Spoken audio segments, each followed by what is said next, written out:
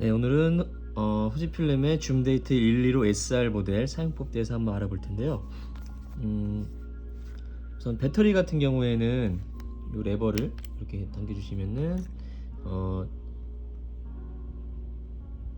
CR123A 규격의 리튬 배터리가 사용이 되고요. 인터넷에서 한 3,000원 정도에 구입하실 수 있거든요. 인터넷에서 구입을 해주시면 되고요. 한번 필름을 넣는 법부터 한번 사용법에 대해서 한번 알아보도록 할게요. 레버를 위로 당겨주시면 필름실 개봉이 되고요. 필름을 이렇게 여기 튀어나온 부분에 이렇게 꽂아주세요. 주시고 쭉 잡아당겨서 한 요정도, 보이시나요? 요정도까지 이렇게 빼주신 다음에 이렇게 닫아주세요. 이렇게 장착을 해주시고요.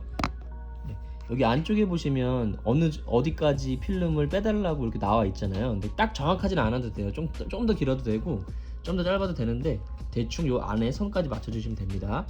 그래서 지금 전원은 꺼져 있는데 필름실 한번 닫아볼게요.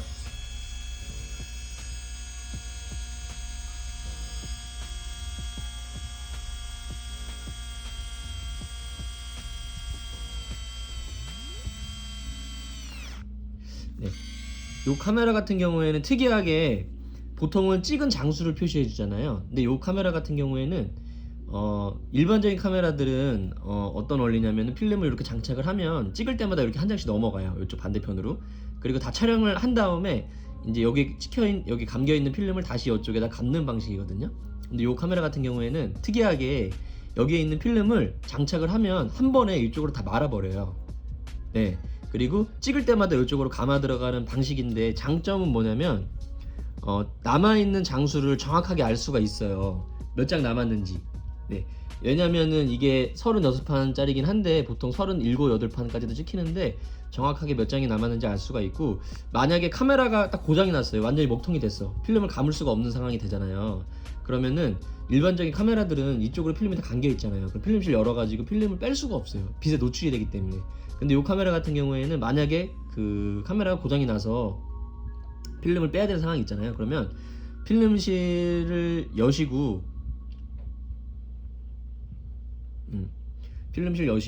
지금 이렇게 막 엉켜있는 필름을 그냥 커팅 하신 다음에 여기 있는 필름만 현상소에 맡기셔도 그동안 찍었던 필름을 찾을 수가 있겠죠. 이미 찍은 사진들이 이쪽으로 반대로 방향으로 감아 들어가는 방식이기 때문에 그런 또 장점이 있는데, 어떻게 보면 좀 더 진보된 방식의 필름 로딩 방식이라고 보시면 되겠습니다.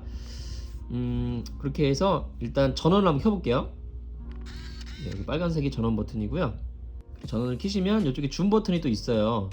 망원, 광각 이렇게 분류가 되는데 여기 38mm에서 115mm까지 지원을 한다 돼 있잖아요. 그러니까 저희 인간들이 눈을 보는 화각이, 모든 카메라의 렌즈들은 인간들의 눈의 화각을 기준으로 잡거든요. 인간들의 눈의 화각이 50mm예요. 그래서 50mm보다 크면은 망원 렌즈, 50mm보다 작으면은 광각 렌즈로 분류가 돼요. 그래서 38mm 광각부터 115mm 망원까지 지원을 한다고 보시면 되겠고요. 촬영하는 방법은 이렇게 반 셔터를 한번 눌러보세요. 반 셔터를 누르면 초점을 잡으면 이렇게 초록불이 들어와요. 그 상태에서 꽉 눌러서 촬영해 주시면 돼요. 반 셔터로 초점 잡고. 근데 이게 지금 후레쉬가 깜빡거리잖아요. 번개가. 그건 뭐냐면 후레쉬가 충전 중이라는 표시예요. 그래서 여기 번개 표시가 깜빡깜빡 거릴 때는 이쪽에 반 셔터를 눌러도 이쪽에서 반응하지 않아요. 지금은 번개 표시가 없어졌으니까 이제 후레쉬가 충전이 됐다는 얘기거든요. 그래서 반 셔터를 다시 눌러볼게요. 그러면 촬영 준비가 됐다라는 거예요. 초점이 맞았고 후레쉬가 충전이 됐다. 그 상황에서 꽉 눌러서 촬영 이렇게 해주시면 되고, 지금은 후레쉬가 터지는데 밝은 환경일 때는 후레쉬가 터지지 않아요. 여기 초점볼만 들어오고 후레쉬가 터지지 않으니까 그렇게 알아주시면 되겠고요. 전원을 껐다 켜시면 여기 오토 모드로 작동을 하거든요. 그래서 뭐 설정을 좀 잘못하셨으면 전원을 껐다 켜시면 오토 모드로 돌아가니까 일반적일 때는 오토 모드로 주로 촬영을 해주시면 되고요. 여기 뒤에 이제 번호가 막 복잡하게 있는데 요거 한번 알아보면은 이쪽에 쏙 들어가 있는 조그만한 버튼이 있어요. 이게 뭐냐면 중간에 카메라 고장났을 때, 아니면 필름을 한 36장짜리인데 10장밖에 안 찍었어요. 그럴 때 급하게 필름을 빼야 될 때 요거를 눌러주시면 필름을 강제로 감아주는 필름 강제 감기 버튼이고요. 오작동을 방지하기 위해서 버튼이 쏙 들어가 있습니다. 그리고 저 번개 표시는 후레쉬 제어 버튼인데 여기 한번 눌러볼게요.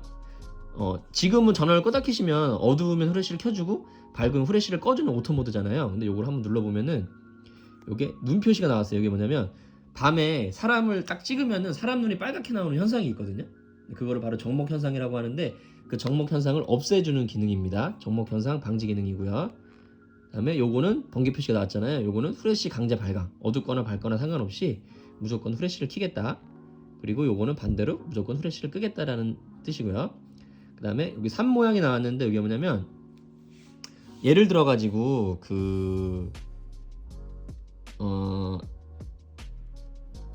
요거는 무한대 초점 기능인데 말 그대로 뭐 멀리 있는 것만 촬영하실 때 쓰셔도 되는데 예를 들어 가지고 제가 카페 안에 있는데 친구가 카페 밖에 있어요. 근데 반셔터로 초점을 잡으면 이 초점이 유리창에 가서 맞는 경우가 많거든요. 그럴 때 더 멀리 있는 이 카메라가 초점을 잡을 수 있는 초점 거리가 한 5m 정도 될 텐데 그 가장 멀리 있는 무한대 초점으로 맞춰주는 기능이에요. 그래서 그 카페에서 만약에 창문 밖에 무언가를 찍고자 할 때 그럴 때 쓰는 기능이라고 보시면 돼요. 응용할 수 있는 분야는 많은데 주로 그럴 때 사용을 해주신다 보면 되고요. 이렇게 수동 렌즈들 같은 경우에는 이거를 렌즈를 돌려가지고 내가 원하는 피사체에 초점을 맞출 수 있지만 이런 자동 카메라들은 그런 기능이 없잖아요. 수동 초점 기능이 물론 있는 카메라들도 있긴 하지만 그렇기 때문에 대부분의 자동 카메라들은 이런 무한대 초점 기능을 가지고 있어요. 그래서 뭐 응용할 수 있는 분야는 많이 있는데 주로 그럴 때 사용을 해주신다 보시면 됩니다. 그리고 요거는 야간 인물 촬영 모드인데 요 모드는 좀 셔터 속도가 느려지기 때문에 삼각대를 놓고 사용을 하시길 권해드릴게요. 네, 보통 때는 이렇게 오토 모드로 사용을 해주시면 되고요. 그리고 요거는 이제 셀프 하나 누르면 여기 1이 나오잖아요. 요거는 희한하게 요거는 좀 특이하게 여러 가지 셀프 모드를 지원하는데 그냥 여기 일반적인 1이 나온 셀프 모드일 때는 이런 상태에서 제가 촬영 한번 해볼게요. 촬영을 하면 불이 들어왔죠.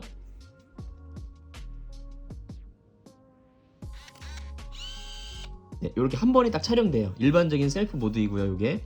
그리고 셀프 모드를 2까지 해볼게요. 이 상태에서 제가 촬영해 볼게요. 눌러보면 똑같죠? 일단은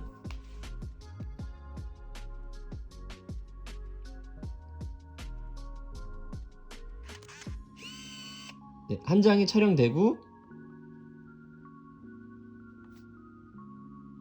네, 조금 기다리시면은 이렇게 연속으로 두 장이 촬영돼요.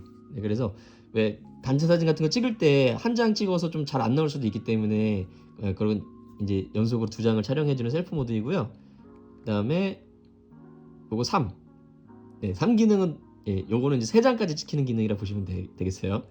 네, 그래서 일반적인 셀프 모드는 이제 이렇게 해주신다 보시면 되겠고, 네, 여기 리모컨 표시가 있는데 혹시라도 요 리모컨 있으신 분들은 아무 때나 리모컨 누르신다고 되는 게 아니라 요 리모컨 모드로 놓으신 다음에 리모컨을 촬영해 주시면 돼요. 그래서 총 3가지의 셀프 모드를 한 장, 2장, 3장 총 3가지의 셀프 모드를 지원해 주신다 보면 되겠고요.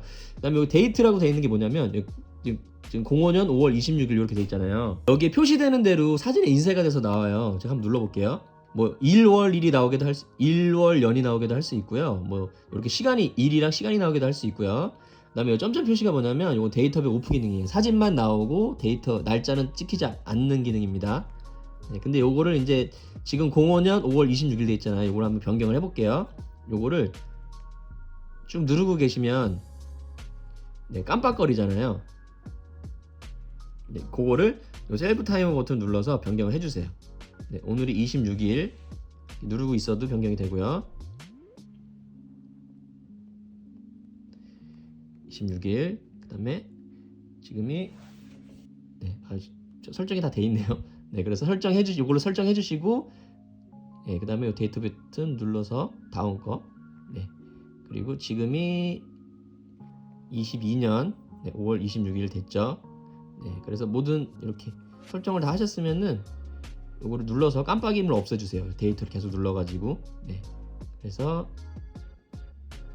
22년 5월 26일 이렇게 설정이 됐고요. 요거를 길게 눌러서 깜빡이게 하신 다음에 요걸로 변경, 요걸로 선택, 변경 이렇게 해주시면 돼요. 만져보시면 금방 이해가 되실 거예요. 이렇게 해서 오늘 후지 줌 데이트 125 SR 모델 사용법 알아봤고요.